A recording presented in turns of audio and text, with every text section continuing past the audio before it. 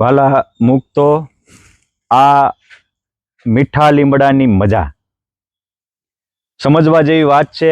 આ મીઠો લીમડો સુગંધી છે, સ્વાદિષ્ટ પણ છે અને પાચનકારી પણ છે।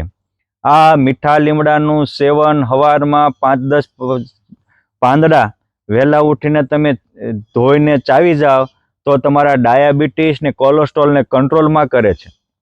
આ મીઠો લીમડો પાચન શક્તિ વધારે છે, ત્વચાના રોગમાં ઉપયોગી થાય છે અને બીજા અનેક પ્રકારના vitamin A, B, C, E આ 5 પ્રકારના વિટામિનથી ભરપૂર છે અને એટલે આ આયુર્વેદમાં આને ઔષધીય ઝાડ ગણવામાં આવ્યું છે।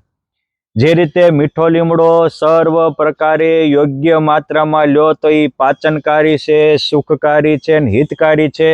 એ જ રીતે જીવનને પણ તમે માપમાં વાપરો, મોજમાં વાપરો, ટેન્શન ફ્રી વાપરો તો એ જીવન પણ આપણને સુખકારી, હિતકારી અને પુષ્ટકારી બની રહે। પોઈન્ટ 2, મીઠો લીમડો રોગને કાબૂમાં કરે છે। એ જ રીતે સત્સંગ, સેવા અને ભજન એ આપણા જીવનને નિરોગી બનાવે છે। પોઈન્ટ 3, મીઠો લીમડામાં અનેક પ્રકારના વિટામિન છે।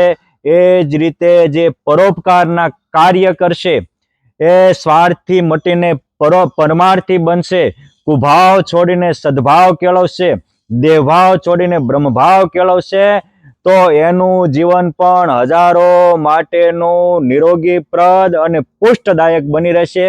આપ પણ આ મીઠા લીમડાના સેવન સાથે એનો આધ્યાત્મિક જે માર્ગ બતાવ્યો એનો ઉપયોગ કરી જીવનને ધન્ય બનાવો। જય સ્વામિનારાયણ।